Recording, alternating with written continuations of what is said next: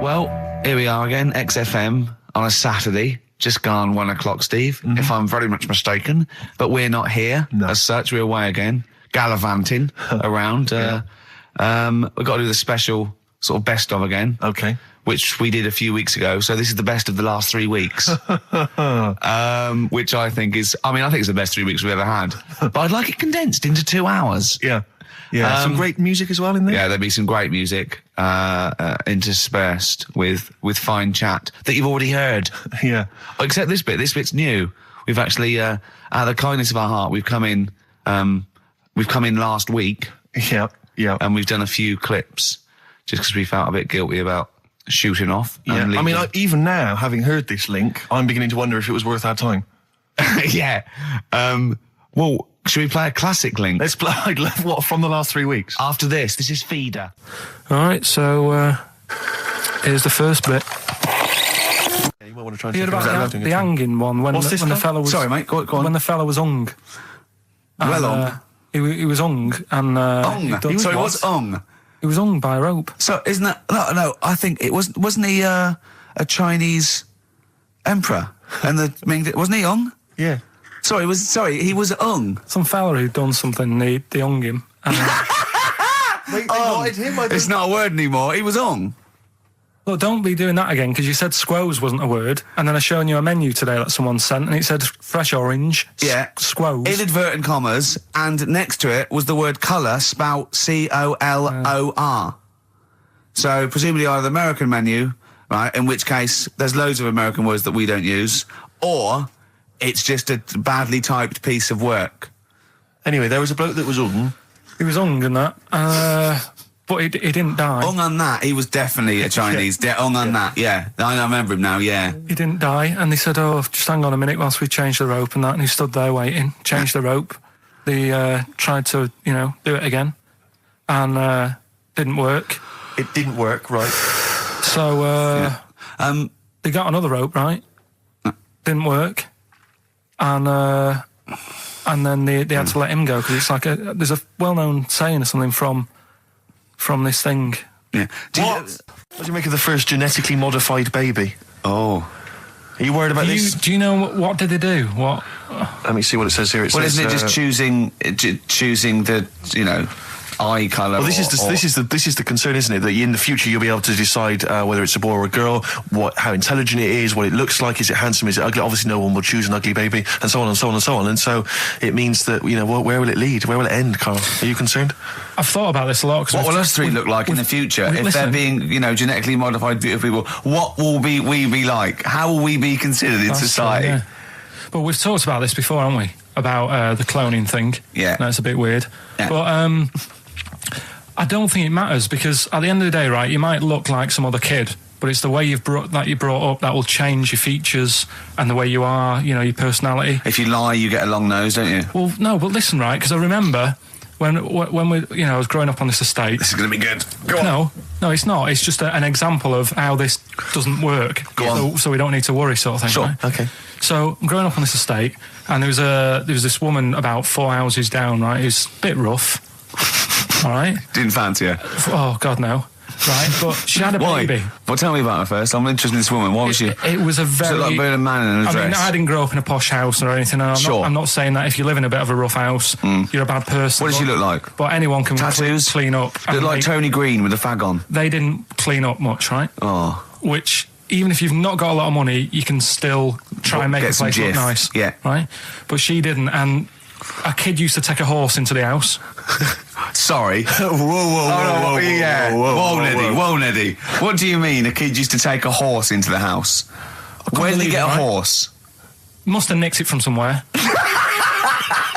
Must have done. You've seen a horse in it? No. What, is that from outside the saloon round the corner? Yeah, was it just tied up with a bit of leather? Right? And, that's great. Did Big Jake come looking for it? I'd been out. So let me get this. This was before the lynching stopped or after? Where did he get a horse from? What do you mean he must have nicked it? His mum said, where'd you get that from? I bought it. All right then, but keep it out of the kitchen. I don't want you going cattling rustling. Where did he get a horse from, Carl? And how long did he have it for? Was he leading it or riding it? Mum, open the door, I can't stop. I can't stop it. Open the patio door as well. Looks like we got us a runaway. What do you mean? I don't know, but the thing is they couldn't afford to buy one because they're not cheap. So I'm just guessing. Maybe that's wrong of me. But I think... He had a horse? Yeah, right. So that's why the family didn't have any money. They'd spend it on the horse. No, I don't think, that's what I'm saying. I don't think they would have bought it. So anyway... Yeah, it's wise to whisper, Carl, in case they're listening. Yeah. And they could be in the room next door. It's not buying it, it's keeping it as well. Oh. So I was like in the car with my dad coming into the avenue, and you used to have to drive down it to turn round. And, and you know, sort of go back to our house. You had the traditional method of transport. Yeah. And the horse was in the lounge. Reading a paper. Just like walking around. Oh, God! What? And when I was doing... I tried to earn myself some money once by flogging little flowers in plastic cups. What? This is genius. It just keeps coming. What do you mean you're trying to flog little flowers? What do you mean? Wait. Let's play a record. Let's play a record and come back to this. This story's going to just unravel and unravel. It's going to go for hours. Let's play a track, deeper Carl. and deeper. It's like an onion, isn't it? We've created a whole world here where there's a man living with a horse. Just walking around the lounge. I come from the West Country. I've never heard anything like that. I just think of a big sort of like orange carpet and it's got a rediffusion telly and this horse going, I'm fed up in here. Exactly. This is really... I am not taking the rubbish out again. Yeah. Right, play a record. Let's have Velvet Underground. We've got that lined up. Oh, yeah, the classic from the first album, I'm Waiting for the Man. Let's come back to the horse in a second. Little flowers in pots. What do you mean? Carl's found love on the street before, haven't you? How's it going with your bird, Carl? Are you married? No. How long have you been out with her? 7 years. Because, I mean, you're quite a simple man. Yeah. You're sort of a simple in a nice way. ways. I mean, you're like Helen from Big Brother. Yeah, you're sort of nice enough, but I look normal. Well, yeah, you sort of do. But you could be one of those that just suddenly go mental with a pen. Yeah, do you know just what I mean? Stab people through the eyes. Yeah, you sort of look normal. But if I wouldn't really want to wind you up to a point of frenzy. How did you meet your girlfriend? Through work. What, through her work? What, you phoned up and said... We worked at the same place. Oh, you're right. Yeah. You're quite an enigma, aren't you? Could you give us more on that? At work. You met her at work. What, she came in selling sandwiches? She was going through the bins outside. What do you mean you met her at work? Why are you having an attack on me? You're the one who's sad and lonely. No, he's done you again. Yeah, but what I thought was interesting was I just scratched at him and he just went mental. Yeah, no, it's like a bear caught in a trap. It's funny, isn't it? You'll never learn. No, I was just interested to find out what the story was because it might be a really romantic story. Well, it's not. All right, jeez. I mean, the fact he doesn't want to talk about his love affair. I was thinking about you in the week, and like, does it worry you? I mean, you sort of joke about it now, and we're talking about it in the office. You know, like, is Steve really touchy about the way he looks? And, what's this? Where's that come from? He's done it again. He's done you again. I was walking home the other night, and I was thinking about it. And do you worry that when you're old, you will be on your own? You did start it though, didn't you? Well, Carl, I'm glad you brought this up. because I mean, for me, you know, a lightweight, frothy entertainment show on XFM on a Saturday afternoon is exactly the place where I want to discuss the desperate, lonely future that's inevitably coming my way. Oh, God. I'll tell you what will cheer you up and forget all that. A bit of Embrace. Oh, one of the most hated bands. Placebo. Bitter End on XFM 104.9. This is pre-recorded. We recorded this a couple of weeks ago, before Christmas. I hope you had a great Christmas. If you didn't, not our fault, really, is it? Nothing to do with us. Wouldn't have thought we'd have. We're out of time because we've got plenty of cash now, thanks to a lot of you who probably bought the Office DVD. Yeah. Probably got and that if you in haven't stock yet, and you've maybe got vouchers or money, still available. Still there in the shops. Still available. You can still make it the best-selling DVD of all time. Please do. Yeah. Please do. I'll tell you what you want to hear though before you make your mind up. I'll tell you what, if you like this next clip, go and buy the Office DVD. I think you will. It's a brilliant clip. It's the one where we talk about well, it's self-explanatory. Yeah. That blew me away, right? That the fact that he got the name, he got the number. Spooky bit, right? I'm walking home. I called you up a couple of times and I left a message on your phone because it was just amazing. Not only was he good at magic, but his maths was brilliant. No, well, that thing adding up to 42 was like, how did he do that? I mean, we didn't even make a big deal out of that. He said that to me. He said, all Carol Vorderman's got is the maths. Yeah. Do you know what I mean? Imagine him on Countdown. Yeah. He'd even know what they were going to write down. Do you know what I mean? So a bit of a wasted talent. I should see him again about that. I think he's so I get into my flat, right? And what they do in my flat where I live, they put the post in like these little pigeonholes, right? And I don't normally check them out. I leave it for Suzanne to do, right? Sure. But this time, for some weird reason, I thought, right, I'll check it, see if we've got any post. Open it up. There's only this. A letter for Miss Harris. Yep. There it is. Bona fide in front of us. A letter addressed to a Miss Harris. Well, does she live there? No, it's my address. She doesn't live there. Did she ever? Don't know. It doesn't matter. It's weird, isn't it? But We've never had. Normally, I think there was a guy who lived there called Yaki Shoki. Mr. 42. It was definitely wasn't an Harris, right? This is the first time we've had a letter for this woman. Yes. Right. But what are you claiming? Because Darren Brown himself admits that it is not paranormal, it is not supernatural, it is a trick. It's a trick. Is it? But he would say that, wouldn't he? Hitler said that. Play a record. Well, can we open this? No, it's illegal. No, but I'm thinking if it's What a if we opened it birthday off card air? for someone's like 42nd birthday. Right. You can't open that letter. Go and put it back, or you cannot open that letter. Why not? You can't open someone else's mail because you think Darren Brown's supernatural. What if we steamed it open, then resealed it? No one would know. It's only a letter. You can't. You can, but I don't want any part of it. Carl, I if think you should open it. Oh, you open I'm it? not opening it. It's against the law. You should open it, Right, then. we won't open it then. They won't send you to prison. Luke, forget it. You'll get off. Cure? Yeah.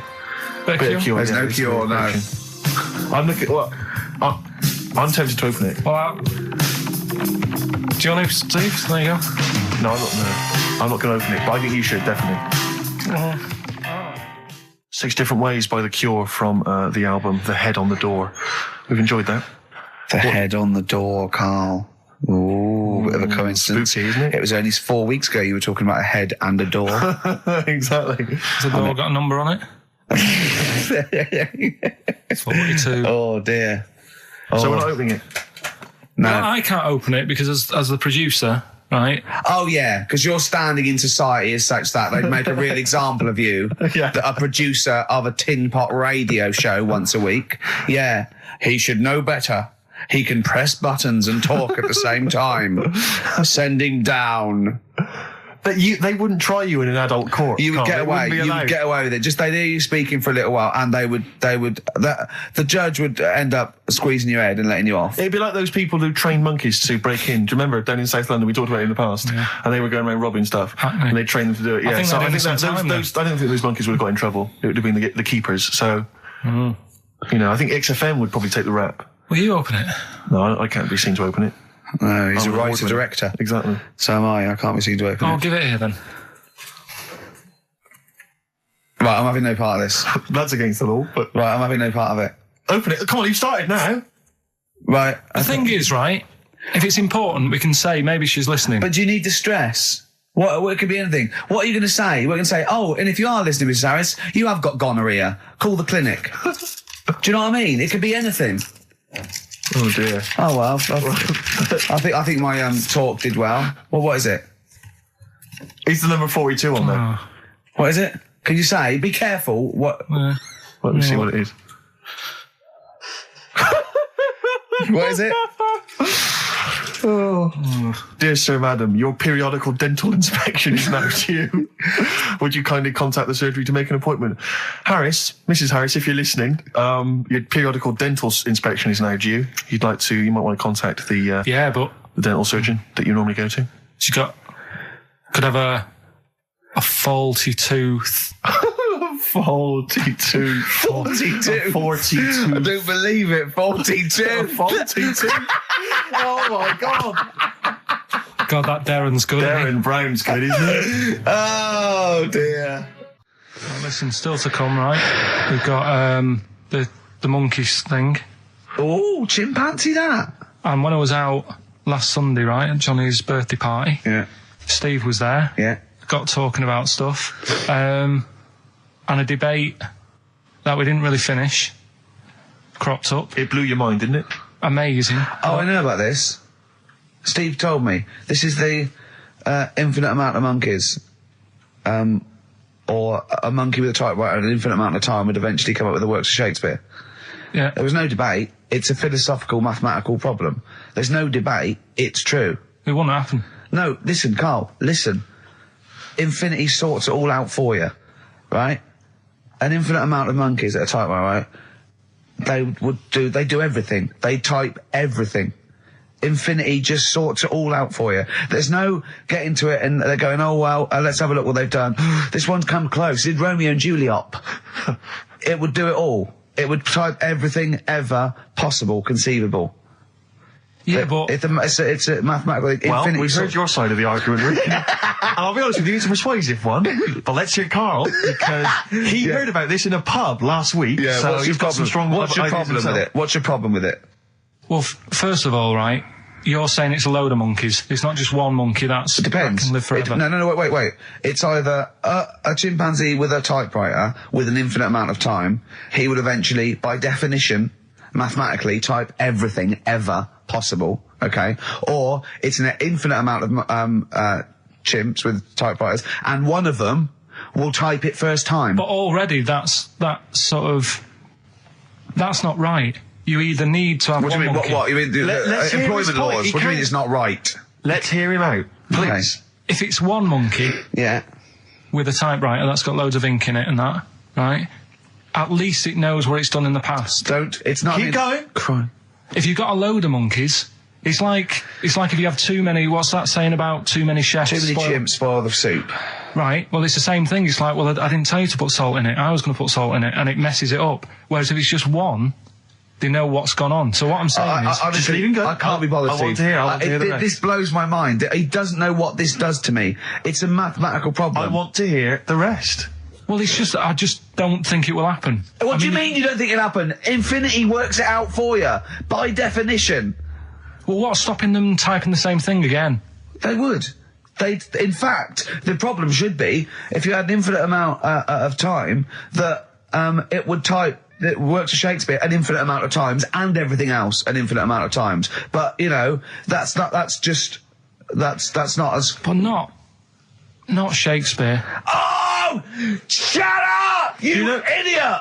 Rick, do you know what he said to me? I said to him, I just explained it to him. I said, God. you've got an infinite number of monkeys, infinite number of typewriters. They will type the complete works of Shakespeare. He said, have they read Shakespeare? You're an idiot! Play a I said record. no. I'm not having this They're not doing conversation. it from I'm not having memory. it. I'm not having it because it really, really winds me up. But you're saying they'll do it with no spelling errors. Well, they do it an infinite amount of times. And they do it wrong an infinite amount of times. And they spell the last full stop wrong an infinite amount of times. And they get one thing wrong in Hamlet wrong an infinite amount of times. They do everything an infinite amount of times. But are they going off a story that they've... Play a record, Carl, because I'm going to knock you out. I'm just saying, Shut up! do they know the story? They're monkeys! Oh, Christ. No, Right, but- okay. We went. It was a great day, wasn't it? Brilliant round of golf. Absolutely brilliant. Such a beautiful place in Stoke Poges. It's like a really posh place. And are you a good golf player? Well, we'll get to that. Oh, okay. Blimey. Wow. He bought the shoes especially for it. Oh, We could brilliant. hire- I'd love to have seen him in those little shoes. I know, and they were no good because they were metal spikes. We had to change them. He was annoyed straight away. He spent over £22 on these golf shoes. We hired a buggy that was brilliant fun. I was bombing along, wasn't I? I don't drive, but it was great on that buggy. Well, you've been on a buggy with me, and you were a bit Terrifying. scared. Yeah. What? I nearly killed us once. I was just taking banks and things, but you don't see sort of bunkers, and he'd scream and go, stop! And he'd put his foot down the brake, and then I reversed. At one point, he sort of did a handbrake turn next to the lake, and then we had to reverse, right? And you know, you just flick a switch and put your foot down. He did that without looking. I looked behind, there's a big oak tree there. Screams, watch the tree, right? So... Dukes of Hazzard. I kept jumping in and leaving him behind because I had to go to my ball. Because anyway, so the first shot I got out my driver. I honestly did one of the best shots I've ever done. It went straight down. It was great. I thought, phew, got away with that. Because it's always the first one, because it's a clubhouse and you want to look good. Yeah. So he tees up, and I've been saying, buy some balls. He just got 6 balls. I was going, what if you lose me? I won't lose 6 balls, right? He tees up, right? Whacks it. It goes miles, like right angles, straight into these the woods, right? He turns around, he goes, go and buy some more balls. So I'm laughing, because it's like impolite to laugh, but he broke the ice for me, and I was falling around, and then his second shot, I go, you know you're off a 3 now. If you take another shot, he went, oh, right. So it's his third shot, he puts the ball down. He hits the ground before it and misses the ball altogether. And I was on my back, wasn't I? Unbelievable. Actually rolling about on his back. And we were terrible. I went round 107. He went round in like 119 or something. Sure. It was just rubbish. How long did it take? 5 hours. Of course. And there was no one around, luckily. But it was fantastic. So then we go and have our meal. What annoys me, I said, right, I'll go for a run. He went, I'll have a bath. I said, I'll see you at 7:45.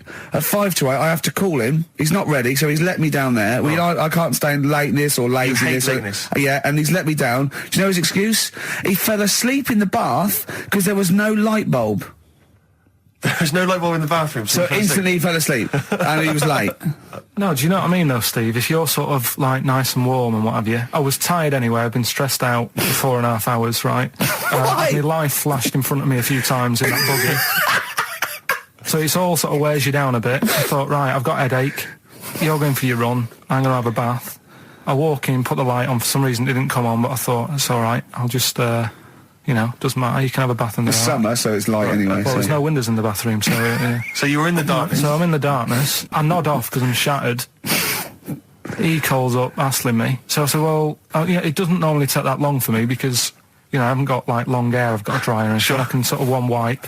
Yeah, he's already 10 minutes late, though, when I called. Well, 10 minutes. 10 wow, minutes. this is late, next. Doesn't matter. Dinner wasn't until 7:15, so we had, like, another 20 minutes anyway, so it doesn't really matter. Yeah, but we said 7:45. So he's calling up, hurry up. So I said, yeah, all right. So I get out and dry and like my tackle and what have you. Calls back again 30 seconds later. No, I don't, I don't like that. You're not going to do that, no. Give it a wipe. 30 seconds later, come on. So I end up going downstairs to the meal area. Naked. With a wet shirt on and wet socks. I've got headache as it is. Meant to be a relaxing weekend. But anyway, so we have our meal, which is really nice. Candlelit. Then we're sitting in the bar. I'm having a cigar by the fire. Yeah. Like, we're having a rather nice Pinot Grigio. Yeah. He's there going, I've got an headache. Is this 1955 that you live in? I know, yeah. It's so right. We are knackered because he's not used to work. I've seen him moaning, falling asleep. He's not used to it at all. And you've been on your feet for over half an hour. Yeah, right. So we didn't even walk around the golf course. We had a buggy. Yeah. Wasn't even exercise. That was Bowie and Waterloo Sunset. Love that. Love the original. Love Bowie. Bowie was my gig of the year. These are my singles of the year. These are our clips of the year. I'm Ricky Gervais, with me Stephen Merchant. We're just picking some lovely little bits and pieces. Do you remember when we talked about this? What was that one you told me about with the porn? That was a good one. Oh, this was fantastic, right? Right. There was this. Sorry, can I just check now? We're just remembering classic episodes of the Tales. No, this is important. Well, I saw one, right? I saw one on Tales Unexpected, right? And it was these two gents. What they used to do, they look down the obituaries and they'd blackmail the wife or the son of a dead eminent person, like might be a priest or a doctor, something like that, and they'd go and they'd say, he bought some erotic stuff from us before he died, and he owes 100 guineas and all this sort of stuff, and they'd pay up because it'd be so embarrassing. They just didn't want them, so they'd just pay him, right? And this one bloke said, who are these people? I'll meet with them. And he goes round there, and he goes round, and they go, your father. He goes, my father could not have bought any erotic material from you. They did it. He goes, he couldn't have. He's blind. Right? And that was the twist. And Carl went, so it was magazines, not videos then. Yeah. Now think about it, Steve. Is that so stupid? Well, presumably it was set in olden times because people, professional pornographers don't tend to call it, erotic material. Yeah. They tend to call it, juicy jugs or whatever. But more than that, I don't understand how a video is going to be any use to a blind person either. I know that you can hear the sound, Carl. Look at you nodding like you caught me out. Yeah, what sound will you hear? Do. Your meter needs looking at? Yes. Cut. What's then? What's that? Then it's just noises, isn't Occasional groans. Yeah. Right. You could listen through the wall at your neighbours. He does. I mean, that's why I save a lot of money. But I thought you were going to point out, Carl, that they could have had a Braille porno. Now, have you thought of that? Look, feel the lumps on that. Exactly. Think about it, Carl. Think about it. You're excited now. Yeah. Your girlfriend's away, Carl. Yeah, but she's great as only under the cupboard. No, she's a good-looking lady. Yeah. 3 holidays Carl's had this year. Last year. Yeah. I'd love to have 3 holidays. You've got to start putting the work in there. I had 2 holidays though. No, you had 3 holidays. You went away with Suzanne and her parents. Yeah, well, that doesn't count. It does count. If you book 2 weeks off the firm, you go away and you go, how was your holiday? Go, well, it didn't really count. It wasn't a really good holiday. Can I have them days back, please? My New Year's resolution is to be nicer to you, but well done, sense. You've already broken that. No, but talk sense. Talk sense. You've had 3 holidays this year, and I'm just saying, you're in your 30s now, and 30s is when you should be really putting the work in. That's true enough. To reap the benefits in your 40s, 50s, 60s, 70s, 80s, 90s, and 100. Carl, what's your New Year resolution? What about think before you speak? It's worth. See, I'm allowed to laugh. I'm allowed to laugh at things other people say, Carl. That one, that is a good suggestion. How was your holiday, Carl? It was all right. Right, brilliant. But that I don't see on the ratio of good to bad in Carl's mind. That might be amazing because we never hear him sing the praises of anything. I'll tell you what. Can we have a cracking little tune and then come back and hear about Carl's holiday? I'd love to do that. Let's keep it tight. Love to Tear Us Apart by Joy Division. Now, I can't put my finger on it, but that doesn't sound like the original. And it's off a compilation. It sounded a bit fast. I think the vocal was slightly different. If anyone can, put me out of misery, I think it might be in a session of the time or something. Carl, is it a New Year resolution for you? Another one. Maybe when we ask you to get a song, get the original single version. I could be wrong, not some but obscure session. Yeah, it does seem different, doesn't it? Very odd. Yeah. Maybe we just remember it wrongly. But anyway, that's XFM for you. 104.9. I'm Ricky Gervais with me, Steve Merchant. Karl Pilkington. Carl, you went to Lanzarote. Yeah. People said don't go to Lanzarote. They told you it was Lanzarote. They told you, were they right or wrong? You were right, yeah. Really? Yeah, it's a bit ropey, yeah. Is it? Why? Just out there.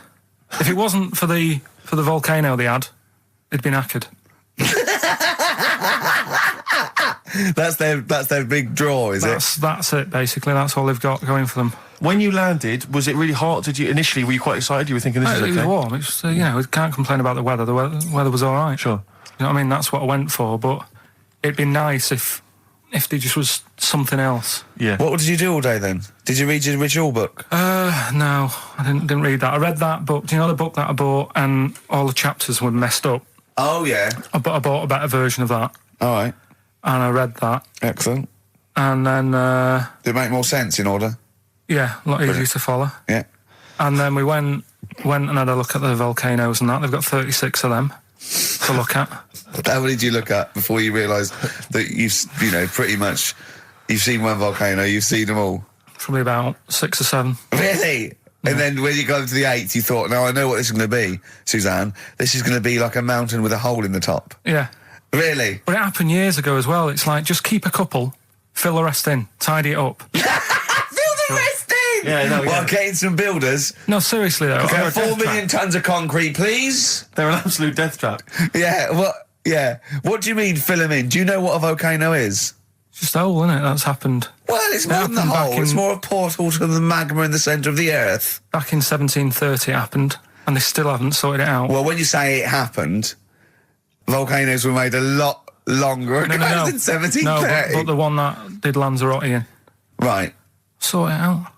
What would you suggest? How can they fill it in? It's joined. It's all joined. No, but what I'm saying is, the big plates of the earth are all joined. All the magma's joined. With the trade centre thing, that happened. They cleaned it up, sorted it out. They've moved on. That's what I'm saying. Whereas Lanzarote have just gone, leave it. It happened back in 1730. You misunderstand me. How, in the name of God, can you fill in a volcano? You ignorant twit. No, but it's not just the holes. They've actually left the lava everywhere. That's what I mean. It's not just the big holes. There's lava everywhere. But it's molten rock. They can't just pick it up like a carpet. Put it in the holes. The holes are there ready. Just push it all in. That's what I'm saying. Right, we've got who's that on the line? It's Rob. Rob, and are you a doctor? I'm a final year medical student. I'll be a doctor in 2 months, touch wood. That's close enough, isn't it? Yeah. Excellent. So, where do you study? Do you want to give more details, or do you want to remain anonymous as you're calling in to I study at Barts Hospital. All right, great. So, why do GPs sometimes put their finger up a man's anus? To see what's there. You know, if you've got hemorrhoids, if you've got an enlarged prostate, you know, it's either that or they stick up a big tube and have a look up with a light. What? And it's easier to do that. Now, are you dumbing this down for us, or are you going to fail your medical exams by saying stick up a big tube with a light? I'm dumbing it down. Okay, come on then. We're all intelligent people here, and Carl. So you tell us what's that called? It's called a sigmoidoscope. Right. Nice. That was a clever test, wasn't it, Rick? I think it was a real long, yeah. 12-inch long tube they can put up there. So, Carl, would you prefer that or a finger? Well, so do they sort of do the finger first, and then, I mean, at what point do they say, hang on, we need a light here? I mean... It's normally if there's something wrong.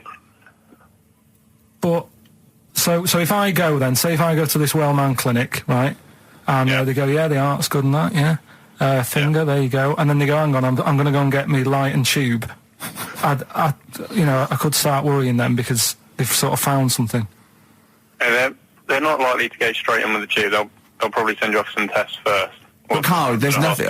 But you go to these places to put your mind at rest and to know where you are with your health. I mean, it's not that you go along... That's what most people worry about. They think that because I'll go along and they'll find something. Well, one, that's illogical. It doesn't heighten the fact they'll find something because you go along. And two, if they do find something, it's a good job you went along. I mean, I'm a hypocrite because I don't go to the doctor. But, I've had that Carl, done. You should be concerned if when they shine the little light in your ear, it comes out the other side of your ear. No, the other ear comes right out the other side. That's when you should be worried. But Rob, right, you said then, if they find something, they send me off for some tests. Why can't I just have the test without that and cut out the middleman? Do you know what I mean? Because you're wasting lots of money. There's hundreds of tests they could do, and they could do every test, and they could all come back with nothing. Or they could do the finger up there and send you for the 3 tests you need to find out what's wrong with you. But in this day and age, with all the technology and that, and like brainy doctors and all that, the only way to find out is sticking a finger up there. What are you worried about, Carl? Is it fundamentally that this doctor who's has done 6 years medical training, is it embarrassing to have a man's finger up your ass? I just don't understand how you can get round to that without... But what don't you like? Is it fundamentally you don't like anything up your ass, or is it the fact that it's a man's finger up there? I don't like going to the doctors. It makes me nervous, because I think if anyone searches you long enough, they're going to find a fault with you, right? And especially if they're going that far into you. They're going to find something. And probably not. Well, you never... I just don't... I don't know how to get round to that sort of... that point where you get a... What do you talk to the doctor about when he's like, all right, nice day, strap your trousers? He goes, he says, I'm gonna just, Most people just shut up and let you do it, and then breathe a sigh of relief when you say there's nothing there. Yeah. But is that at the end of the test, or is that the first thing he does? It's the last thing. So that trousers up out the door. Because he knows it ends conversation. He knows it's a bit of a faux pas. The doctor says, "Oh, I better not kick off with the finger up the arse." What I do is I'll start on with the the head, and then we're then go, "Oh, one final thing, Mr. Pilkington." So Rob, he drops his keys and he goes, "Pick them up." And as you bend over, will you be doing this, Rob? Is this what you're like open to do? You do all these. I'll have to do it at some point. all doctors do it at some point, no matter what they specialise in. So the first one, is he another doctor there to sort of make sure you're doing it right? Not dentists. No, but do you know? Dentists aren't doctors anyway. But do you know what I mean? Like, normally it's like a co-pilot will have someone with them for the first one. So when you put your first finger in, Yeah. will someone be there going, right, you just want to move to the left of I've it? already done it. Have you? Yeah. So that's the thing with a student, you're learning. So you get people teaching you. And you how to learn do on- these things. Can I just point out, Rob, I think I'm right in assuming that you have a glove on, Yep. and there's lubrication, Yep. and it doesn't hurt. No. There you go. What are you worried about, But Carl? who's this person who everyone's testing on in your class? It's not one person. One person. There's like, when a patient comes in and they've got a problem, your boss, the consultant, he does his finger up, and if Yeah, he but- finds something, he goes to the patient, is it alright if the student has a feel as well? Then the Well, student what- puts on a glove, puts the leave on the glove, and sticks his finger up and sees what he comes out with. Rob, I wish you could see Carl's face. I mean, his face when you said, and he says, can this fella have a go as well? He looked horrified. That he thought it was a free-for-all, like there's a queue of people trying on gloves and going, let's have a go. That looks good up there. What have you found? No, I mean, how come you had to sort of... Is it not something you could test on yourself rather than waiting for other people to come in? Because then, you know... It's Cause an then you awkward position to get to, really, isn't it? well, but you can have a good rummage then without feeling too awkward, but to sort of have a go on your first patient when you don't really know what you're looking for anyway, do you know what I mean? Never really thought about it. Because you don't... If you've never done it before... You pop your finger in there, and you've got to sort of look. You've got to have an expression on your face, like you know what you're finding. Well, they can't see what you look. They can't see I'm telling you your what's face. there. You got the big boss consultant man going, now move your finger there, and you'll probably feel this. Because he's just done it. He knows what's there. Well, what? Oh, so he's already had a go. He's had a feel, and he's going right. If you feel to the right, that's the conglomerate or whatever. The conglomerate, yeah. It's conglomerate is in perfect All right, working order. Well, that's. I'm still. Thank you, Rob. That, I'm sorry you had to go through this. Carl is probably the worst patient you'll ever encounter in your medical career. Good luck with your finals, and thanks very much. And do you know any female doctors who do this? Or? Thank you. XFM 104.9. Thank you. 104.9. I'm Ricky Gervais. With me, Stephen Merchant. It's the best of. You've been voting in all week, sending your emails. So here's the clips that you wanted. Right. Okay. Right. The results of we ain't got a winner for the first time. Yes, we have. We've got done this loads. feature for. We've got loads of winners. No, we haven't. We've done this feature for 3 weeks. This is the first time I've managed to sort of. What? Well, let's go through them then. What have they got wrong? The first one. The first one. What was The first one, the yeah, the first one. Well, hang on. Let's do them in reverse order first. So what's the last one? The last one. The clue was that bloke does sport on the telly and he's got a little kid. What's that? That's Destiny's Child. Des, who does ITV Sport, that's has got terrible, a tiny man. child, right? No, terrible. that's fine. Yeah, They got that. okay, Destiny's Child. What's the one? Des What's the middle one? Right, the middle one. Right. Child. The second one was he doesn't like women, yet he's got a couple of kids. That's a bit weird. Yeah. Right? That was PD, that was Puff Daddy. That is offensive. Go on. But it's not Puff Daddy. It's Puff Daddy. And he's not even called that anymore. He's called P. Diddy. Well, Okay, fair enough. but they got that one. Yeah. Yeah. And if I'm being tight, these lot are as well. Yeah. Yeah. Tight means something in Manchester. Go on. Right? And the first one that they're having problems with, I don't think them birds should be allowed in this They've area. got it. Boyzone. It's not Boyzone. What's the clue again? I don't think them birds should be allowed in this area. That is perfect. A boy zone. No birds. No women. No women, yeah, birds, right? A boy zone. Sorry, Carl. If that isn't the answer, their clue is better than yours. That is brilliant. What was yours? Boy zone. It works perfectly. What's your answer then? Bangles. I have no idea what that means. Like seagulls. So you don't want them in this area, so you're banning them. Bangles.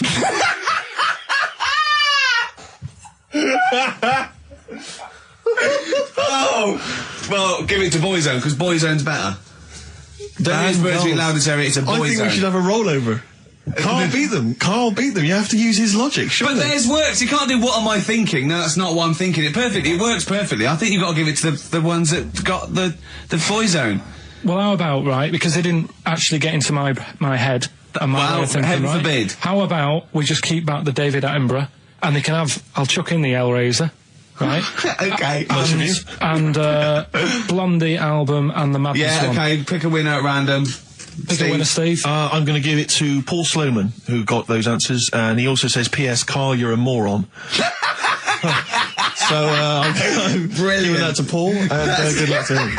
Right, well, He's got a crazy night tonight. If we can rush these over to him, he's got a cracking Saturday night. well, if I'm a moron, I might get your address wrong when I send them to you. Ooh. Coming right back at you, Paul. Yes. Carl, you're making noises while I'm talking. Yeah, but you do this all the time trying to wind me up. And I'm not saying Manchester's the best place in the world, but what I'm saying is there's bits of it that I really miss. Yeah. Like last Sunday, right? When I'd met up with Ricky, we had spaghetti bolognese, which was all right. And then I said to him, I need some soil. Damn, I wish you'd invited me. It sounds amazing. So I need some soil. What do you think? You need some what? Soil? Soil, yeah. I need to repot a plant, right? Yeah. So you need to repot a plant? Yeah. Fair enough. So I'm like, where you can't see these shops in London. Do you know what I mean? There's nothing around. I took him straight to one in my street. Yeah, but near your street, and that's probably the only one in London. Well, you say that, Carl. No, it does annoy me. Round my way, it's like, you know... You can't move for soil shops. There's Earth, you can just pick up handfuls walking down the street. Yeah, incredible. People just lean over into someone's front garden. No, you can take the plants as well. No, but what I'm saying is, Manchester, there's loads of decent hardware shops. Yeah. Here, you know, if you want a panini and a latte or whatever, you can't move for them. But for soil, I had to go virtually how many miles away from me to carry that soil home and stuff. Yeah. It's not good. I mean, London's all right, but if cities were sort of marked... It's neglecting the peat market, really, isn't there's barely any mulch available in central London. I'm sick and tired of not getting a good, decent compost of a Sunday. Indeed. So, you know, I'm thinking of moving to the north, where there is loads of soil and gravel. Indeed. And animal shite. Whatever. Yeah. So you were going to say, if you were marking cities out of 10, what would you give London? Well, if you were marking them on, like, you know, on what they have. Right. As opposed to what?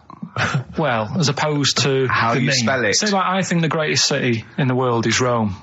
Right, it's pretty amazing. Yeah. Have you been? What? Yeah. Why do you think that, though? Just because, like, you turn a corner and there's something there that's really old. Right. Like, you're going down Normal Street. Go and stay in a Derby and Joan club. Yeah. No, but it's like you're going down the road and then you turn a corner and like the Colosseum's in the middle of a busy road. It's like, what's that doing there? Yeah. And just when you think there's no more, you turn another corner. It's almost as if that was there first. Yeah. Well, yeah. But do you know what I mean? London. Yeah. What have we got? You know, Trafalgar Square's world known. And you go there, what's there? Yeah. Do you know what I mean? So there's a lot of space there. Get one big B&Q. In Trafalgar Square. To cater for the whole of people who live sort of central Londonish. Yeah. And then I'd be happy, but what I'm saying with is... Nelson just popping up through the middle? Because you can still see it, couldn't you? Yeah. It's a great idea. So B&Q could be like the whole sort of flat thing and make it sort of grey so it looked like rock, and then Nelson popping up... Make it classy is what you're saying. Yeah. Stone clad it. So it looks like you've made an effort. And then you can pop in, and then you can go out and go, oh, look, Nelson's column. Oh, look at that. Isn't Nelson? Oh, look at that. The victory. Defeat. That's fantastic. One of the greatest living. Yeah. I need some nails. Yeah. Perfect. Killing two birds with one stone, you say? But why isn't there more than them shops? Because when I went into yours, every time I've been in there twice now. The first time was to get a shower head. Right. And I went in there, couldn't resist buying something else. I ended up getting some super glue as well. Blimey. Hey, big spender. And then, last Sunday we went in there, got 2 bags of soil, not one, I bought 2. Yeah. And I bought some scissors to cut plants with. Secateurs. Well, Scissors. You never know when you want, you might need more soil, I suppose. Well, I've got You've stopped out now. Where'd you keep it under your bed? Sorry, this isn't going out, is it, this conversation? It's not going out on air. I got a feeling it might be. You're joking. We better play a record. Okay. Play a classic. 100 Reasons. If I Could. Ladies and gentlemen, will you please welcome to the stage Pop Will Eat Itself? Carl, have you got like a sound effect or something of like, get the atmosphere Cheering. if we're going to test? Cheering. We'll seek it out with... Have you got something there? Have a look on there. I'm just looking in the NME. for the kind of forthcoming gigs of the smaller known bands, and it might be a useful place to just begin the. Ladies and gentlemen, peoples around the world, will you please welcome to the stage Chumba Awamba? Have you got a sound effect? We got one. Nice, yeah. Ladies and gentlemen, will you please welcome to the stage the Parkinsons? They're playing in Leicester this week, so look forward to that. That's a good plug, isn't it? Let me see who else. If anyone wants to pop down to Leicester to see the Parkinsons. Ladies and gentlemen, please welcome to the stage Cyclefly. Okay. Oh, there's a genuine one here. This is someone. Simon's emailed and he says, "Will you just test this name for us?" Okay, Carl, if you can. There you go.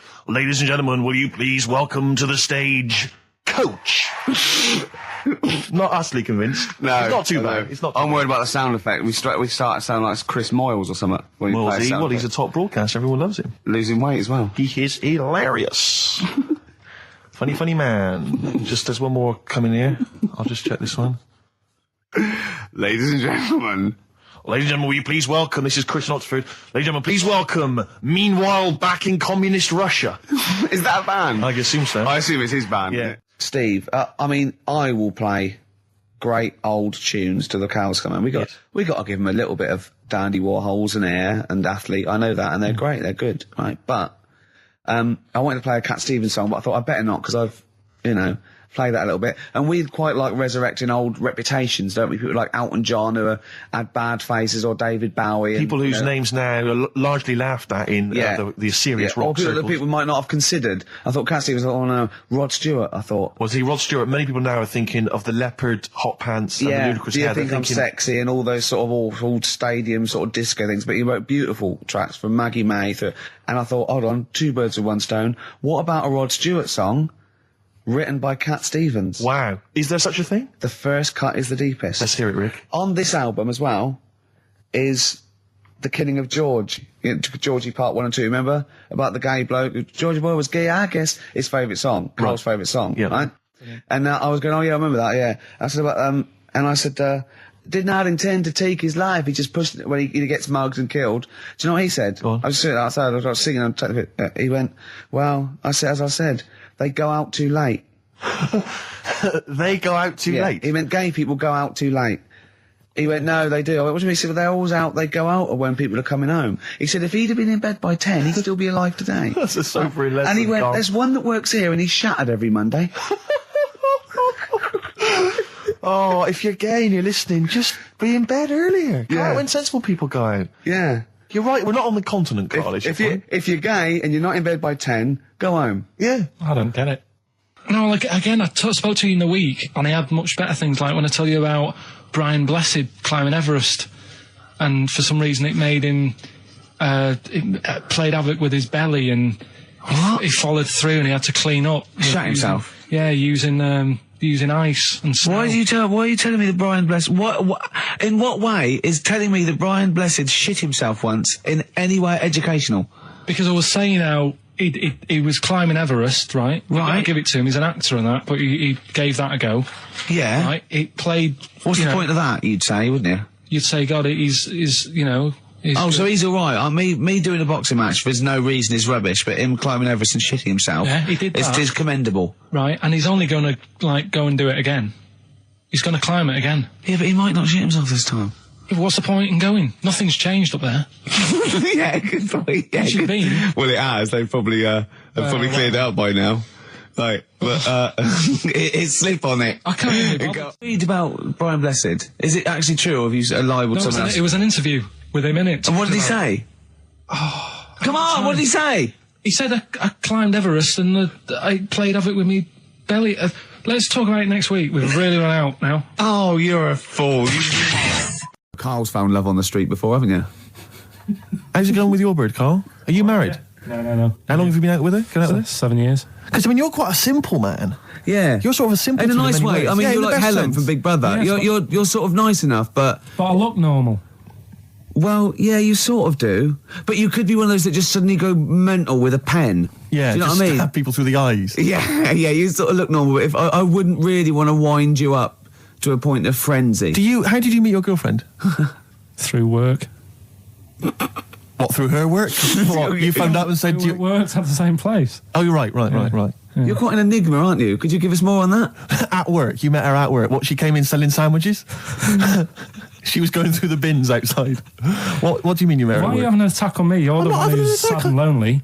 Oh, he's done you again. He's done you Yeah, but what I thought was interesting was I just scratched at him and he just went mental. Yeah, no, It's like a but bear caught in a trap. it's funny, isn't it? You'll never learn. Carl, No, I was just interested to find out what the story was, because it might be a really romantic story. Well, it's not.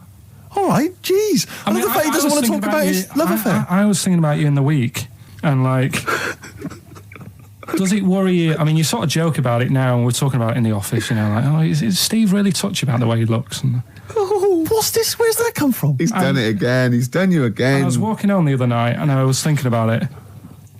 And do you worry that when you're old, you will be on your own?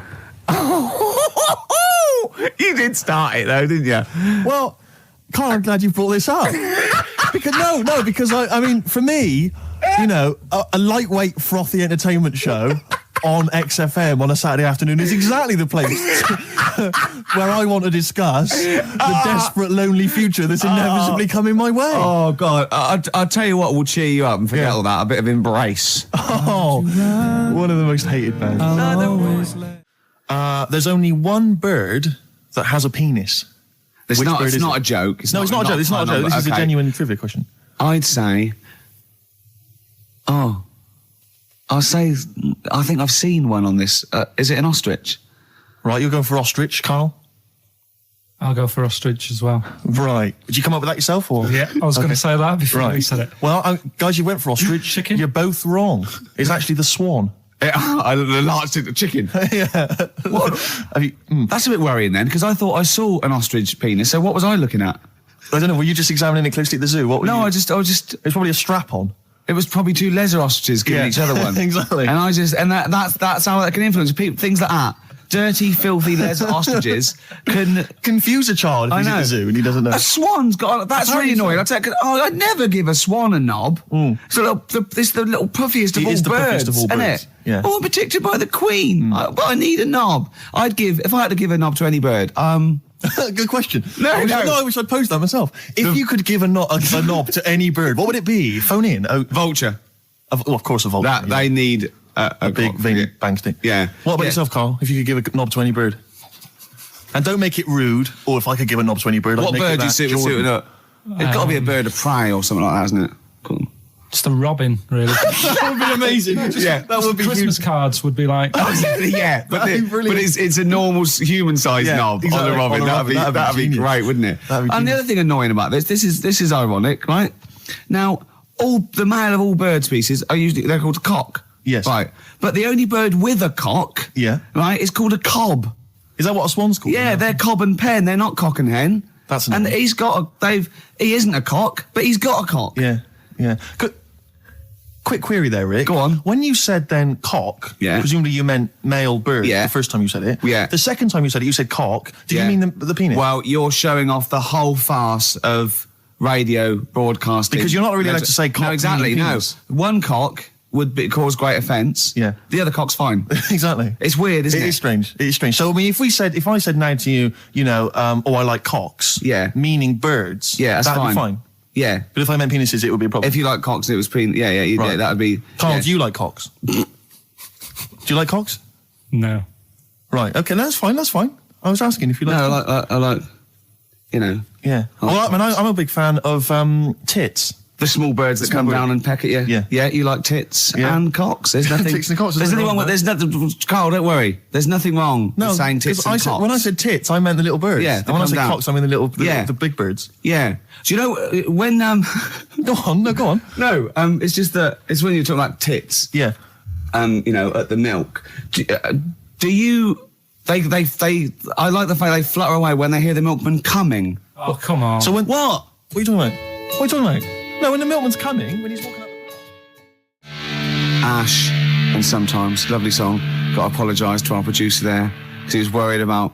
There was nothing wrong with it. It's just like saying you like watching birds in the garden. Just that I think you're better than that. I know it's cheap, isn't it, to say like I like tits. Yeah, I like cocks.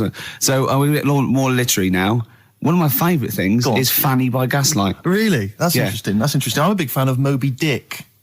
Oh yeah, the book, Moby Dick. Yeah, not the medical condition. There's nothing in your no, it's the big horrible thing that used to swallow semen. Yeah. Now in the winter, Yeah. Steve, Go on.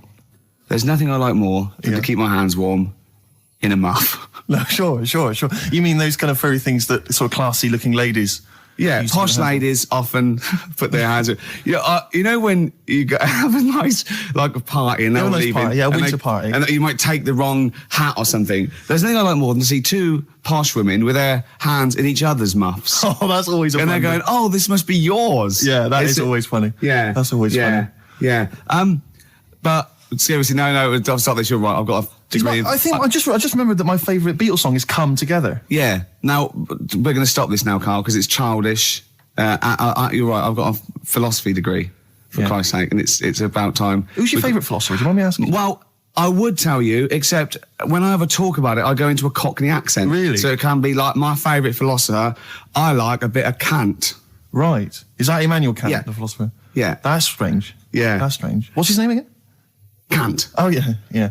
That can be weird. Can be strange. Look at Carl's Look at face. his face. Look at his face. Join in, Carl. Undo your trousers. Just We'd let be it like hang Stan out. Let your Boardman cock hang when he out. told the Fokker joke. Yeah. of We course. won't do local radio again for 10 years. Carl, it was you that worked out the maths and worked out I was 28 because they just worked out I'm 27. You are 27. No way. Yeah, I asked you, didn't I? And I said, But what I sort of questioned was, I said, well, if you're 27 today, that means last week you were 26. well done, yeah. That's irrelevant. So therefore you assumed that I must be 28 then. Yeah. Whereas I assumed you were using, your knowledge of maths, No, such as it is. I wouldn't do that. No, sure. Wow. I actually got lost in that conversation because I genuinely didn't know what he meant would mean last week you were 26. I don't know what that meant. I don't know what it meant. Wow. Well, it is Steve's birthday. But he would have been 26 last week. Sometimes you genuinely frighten me because it's those staring eyes. There's nothing behind him. It's this little bald head. Looks like Davros looking at me. Genuine fear on his face when he enters into a conversation with another human But being. what bit don't you understand? If he's 27 today, he would have been 26 last week, and he doesn't look 26. He didn't look 26 last week. He looks older than 28 today. You've started on his birthday. You're still having a go at him. Carl, on I his don't look like the kind of hot stud that I actually am, but face facts, that's the truth, mate. Yeah, live with it. Get with Live the with it. programme, jeez. Well, let's have a little bit of cake. Okay, oh, that's appropriate. See The what I did? birthday. But you mean the band, don't Yeah. you? Not the cake. You haven't actually bought a cake, have you? Got anything at all? Can I tell you one of the best presents I ever had? Go on. Without doubt, all I ever wanted was a go-kart. This is true. I was like sort of 5, 6, 7. And I eventually, for Christmas, I wasn't sort of spoiled in the sense that I got pocket money, but I always got what I wanted at Christmas eventually. Right. Because, working class mothers, they'd get it out of the catalogue and pay for it for the rest of the year. So I always got, I had, really, as many presents as anyone else. And I got this go-kart. It was a little red go-kart and it was a pedal one. And I'd run home from school and I'd be in it and I'd get up and down the garden for hours. I'd have to come in for my tea and this was fantastic. And this went on for like weeks and weeks and went through the summer, the next summer. It was just, it was fantastic go-kart I'd show off. And then one day I came home and I went, it was always at the back of the shed, sort of up against the shed. And I went in, I couldn't see it. And so I went to the back door. My mum was sort of like washing up with that. And I went, where's my go-kart? I thought it hasn't been nicked. She went, your dad swapped it. Your dad swapped it? Yeah. I went, he what? And I was going to be brave. And I went, he what? She went, he swapped it for a wheelbarrow. And I could see she didn't approve of this. And she was thinking, I'm going to tell him and then I'm going to, have this out. And I went, right. She went, it's your wheelbarrow. And I went to the back of the shed and there was this wheelbarrow. He swapped it with a bloke called Jimmy Dublin, who he worked with. Jimmy Dublin? Yeah, I don't know. I think he was a respectable member of the community. He was fine. It was his lively. No, I think he was an Irish gentleman, and that's why we called him. That's why I don't know what his real name was. And I think my dad must have been drunk, and he went, I want to get my son a go-kart. And my dad, my kid's got one. He's probably had it for a year. He's probably bored with it. Yeah. And he said, I'll give you this wheelbarrow. And I went to this wheelbarrow, and it was caked in concrete. I could hardly lift it. I just nicked off a building site, obviously. And I'd be there for hours trying to push this wheelbarrow up and down the garden, right? And it was okay though, because I was going on holiday soon, and I 7 years running went to Bognor Regis, a place called Riverside, because some woman around the way had a caravan that we got free for a week, and it was great, just wonderful. And I used to go there with my mum and my nan. Oh, party time! Yeah, the age of 7 to sort of. No, it's good because you know when you're a kid and you wake up in a strange place, it sort of seems weird. You wake up at 3 o'clock in the morning hearing your gran pissing in an iron bucket, and you know We've all been there. You get disorientated. Anyway, and I went on there, and I met a little friend who was about my age. We were both sort of like, and he'd hired a go-kart. He had this great go-kart, and he came down to my caravan, and I went, I've got a go-kart. And I remember my mum opening the window of the caravan and going, "Don't lie." That's so evil. And I went, I had a go-kart. Wow. Yeah. Did you ever talk to your father about the fact you swapped it? No. You never mentioned it to him? No. You still got that wheelbarrow?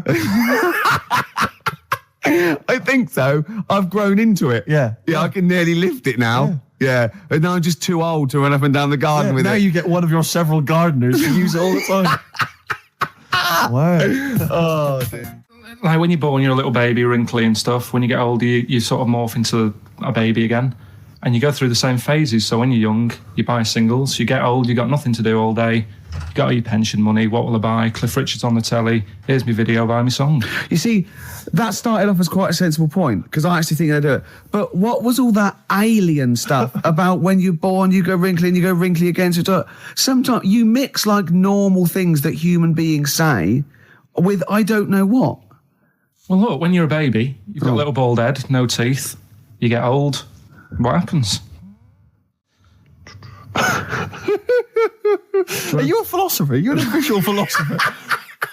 Because, I mean, it sounds like it. Oh, Carl, play a record. You're a gem. You're a diamond. I used to sell mackerel. Did you? Yeah, I had a pet magpie Did you? called Maggie.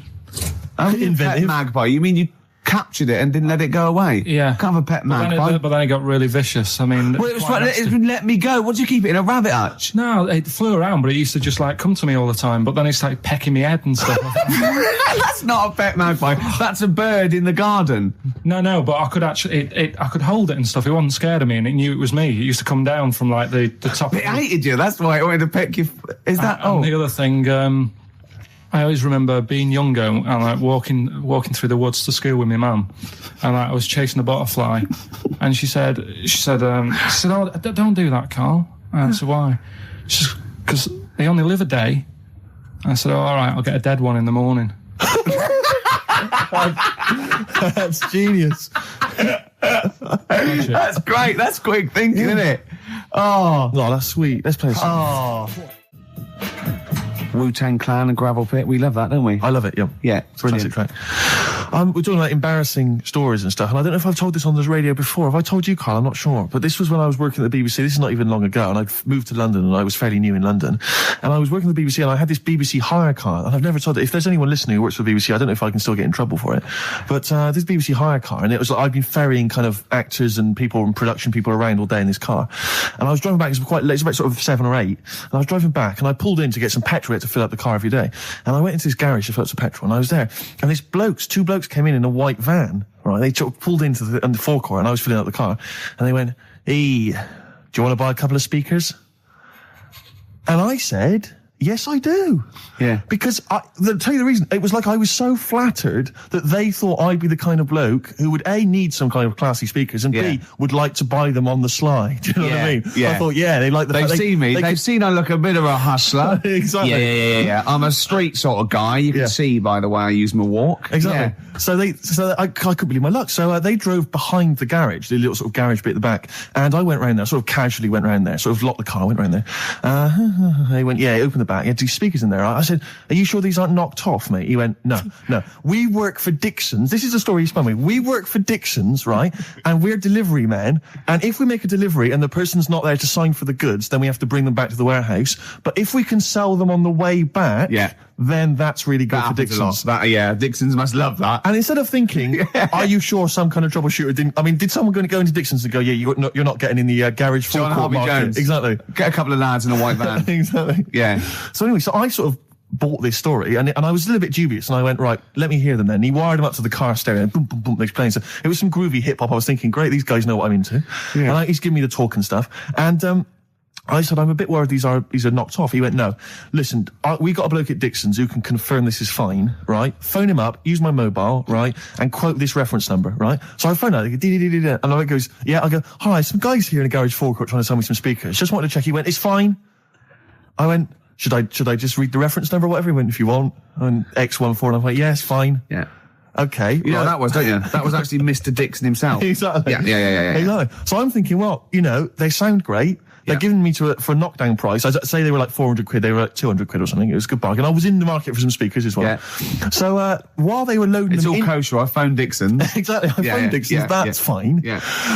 So while they're loading them in the back of the BBC hire car, right, I'm in there paying for the petrol, right, and the guy who's serving goes, all right. He goes, what were you doing around the back with those blokes?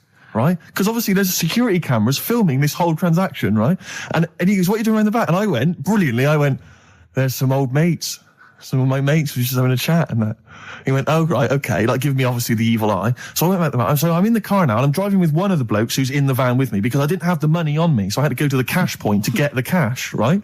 So I'm driving with him and the other guy's following me in the van and he was like a northerner like you and he was giving it all the, all right, yeah, I tell him my girlfriend's a DJ, she's got some of these speakers, they're fantastic, and he's giving me this. And then my mind starts working. Now that I've got a bit of time to think, I'm thinking, wait a minute, this all sounds a bit dodgy. Yeah. It dawned on me, Rick. Fool, are you? You're streetwise. Exactly. You're streetwise, Steve. Not only that, I was thinking, how am I going to get them home? I've got to drop the car off at the BBC. How am I going to get these huge speakers back to where I live? And how can I pay for them? Because I've just spent £100 on Find the Lady with a couple of blokes in the square. It seemed like a fair game. Some of his friends were winning. But so I explained to him, I said, I can't get them back to like Brixton where I was living at the time. He went, don't worry, give us an extra 20 quid, we'll take them home for you. Oh, that's good. Deliberate. They do a whole service, you see. And there's also a backup guarantee. Did they have the guarantee, the 3-month guarantee? They didn't. No. But I said, I'm not sure about that. He went, well, why don't you put them in a cab, send them back, and your housemates can collect it? I was like, oh, no, there'd be no one in. And I was beginning to sort of get a bit conscious of like, maybe this was a bit of a scam after all. So I pulled into like a little side road. And I said, I'm not sure I'm into this now, actually. He went, what are you talking about? It's 200 quid for a pair of speakers. It's a bargain. You never get a bargain like this, mate. I'm going, not too sure, actually. I don't think I want them. He went, 150 quid, mate. 150 quid. I went, no, he's 100 quid now to you. And I'm thinking, wait a minute, this doesn't sound like the kind of work that Dixon's would be doing. Dixon's don't do that when I go in. This is it. Dixon's never negotiate in that way. When I go there, look around and I leave, they go, where are you going? Exactly. I go, no, we'll have anything then. Have anything for a So quid. I stopped the car and the white van pulled up behind me with his mates in. Sure. And I said, can you get them out? I'm not interested. And he went, 100 quid, mate. And he was just going, you tosser. You obviously want some speakers. And he was having a go at me. So I was carrying the speakers out and putting them back in the white van. And he was just shouting at me. He was going, 70 quid, mate. I was like, 70 quid from 200. This is ludicrous. You realise that wasn't Dixon's policy then. Exactly. They don't usually shout you tosser as you leave the shop and walk down Camden High Street. They're not usually shouting you tosser. You should have took the offer of like the monthly payments they've got on at the moment. So eventually I put them in there and I sort of knocked the deal on the head and I got back in my car and they were in theirs and I just looked in the rearview mirror and they were punching the dashboard like with aggression and venom, like we let that deal slip through our fingers. And I've never been so terrified in my life. I just sat there and I was just thinking, oh my God, all I was thinking now is what if I go back to the BBC and they go, we've had a call from the police, the man at the garage, he saw you doing a dodgy deal. I love it. Well, what you do is you put the hire car in a drain in your front garden and then go in and out of the toilet, just pouring bleach down or Ajax and then never know. What sort? No. The Pope. Yeah.